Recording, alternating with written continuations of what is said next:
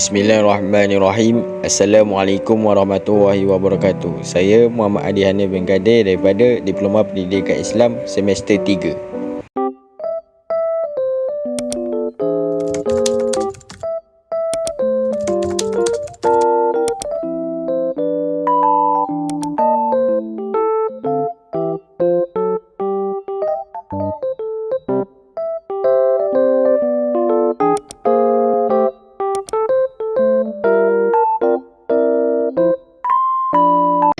Wa'ashiruhunna bil ma'ruf. Pergaulilah istri-istri kamu itu dengan baik, dengan ma'ruf.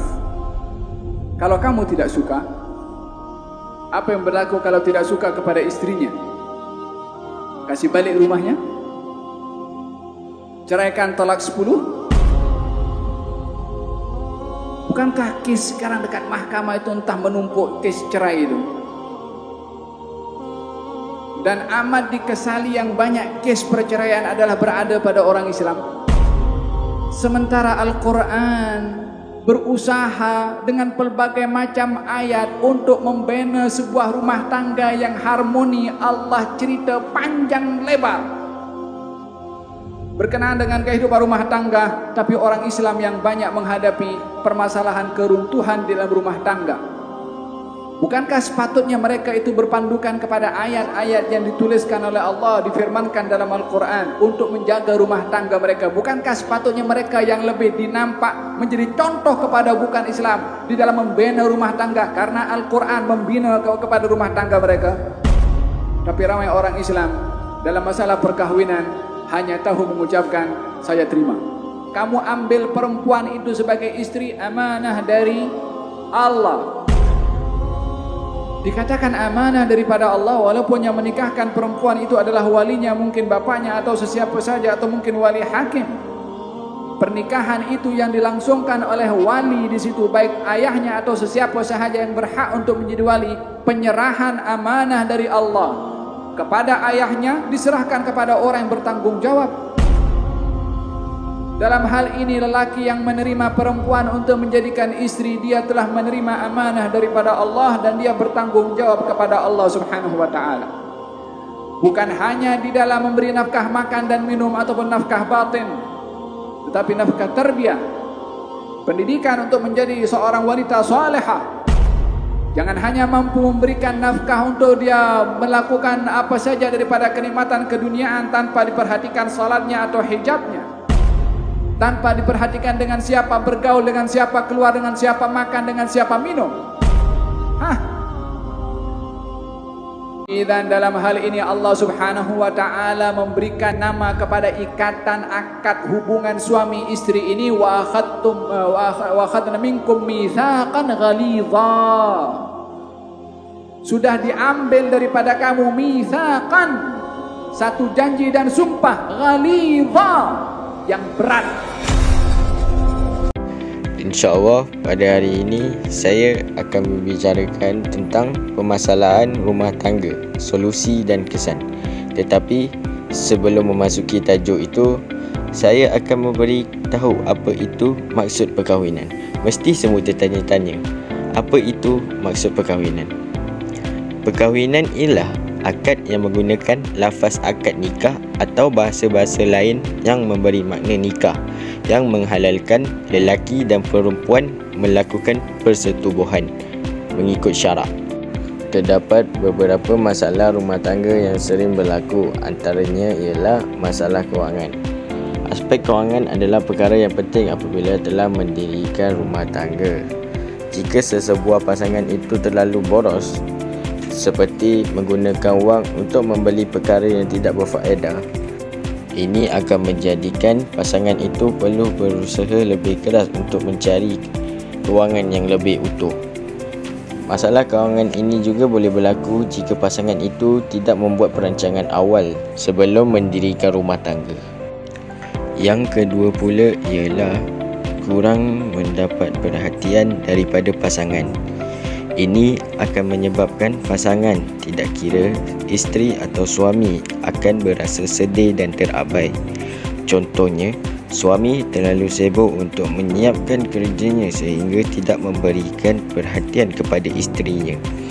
Kadang-kadang ada juga suami yang mengabaikan isterinya akibat terlalu leka bermain game di dalam telefon pintar.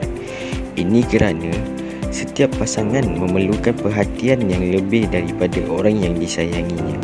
Pasangan juga memerlukan perhatian supaya mereka rasa dihargai oleh pasangannya. Yang ketiga pula ialah aspek agama. Ini kerana suami tidak mempunyai pengetahuan yang cukup untuk membina rumah tangga yang utuh. Ini akan menyebabkan rumah tangga menjadi kucak-kacir dan tidak terurus. Contohnya, suami mengabaikan tanggungjawab rumah tangga seperti tidak memberi nafkah. Ini akan menyebabkan suami tidak mampu membimbing rumah tangga ke arah yang lebih baik kerana kurangnya pengetahuan agama. Yang keempat pula ialah kerap bergaduh hingga menyebabkan penderaan.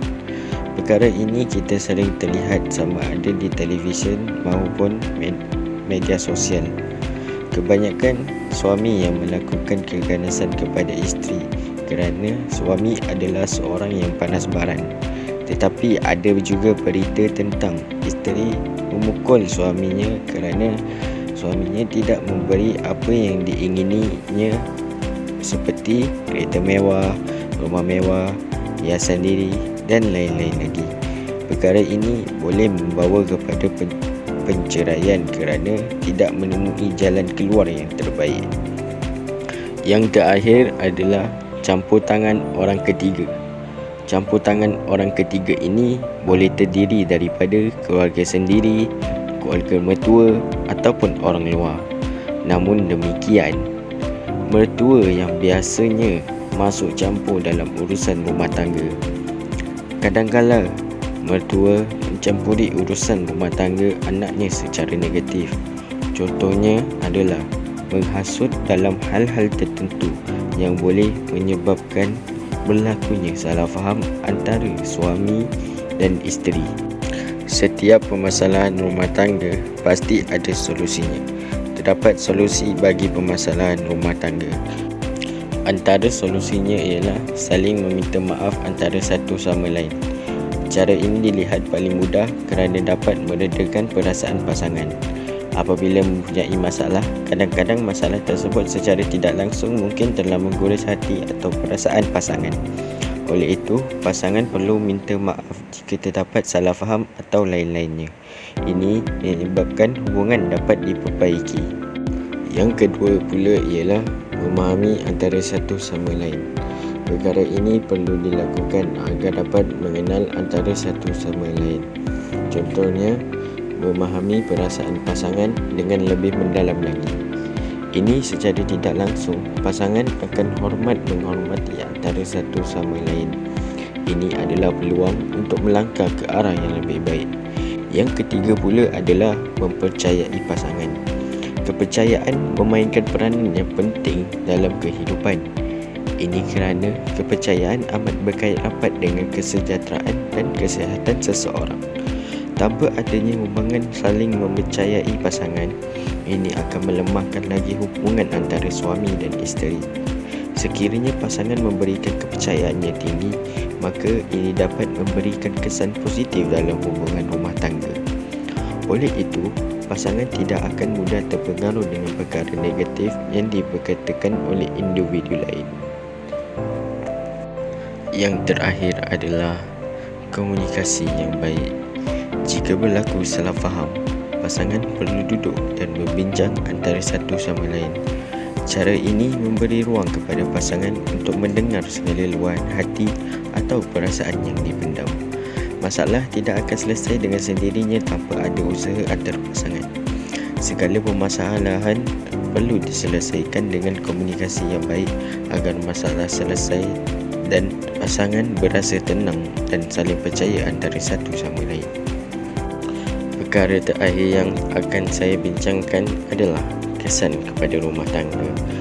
Yang pertama adalah dapat membina keluarga menurut Islam. Ini supaya ahli keluarga sentiasa diberkati dan dilindungi oleh Allah Subhanahu Wa Taala.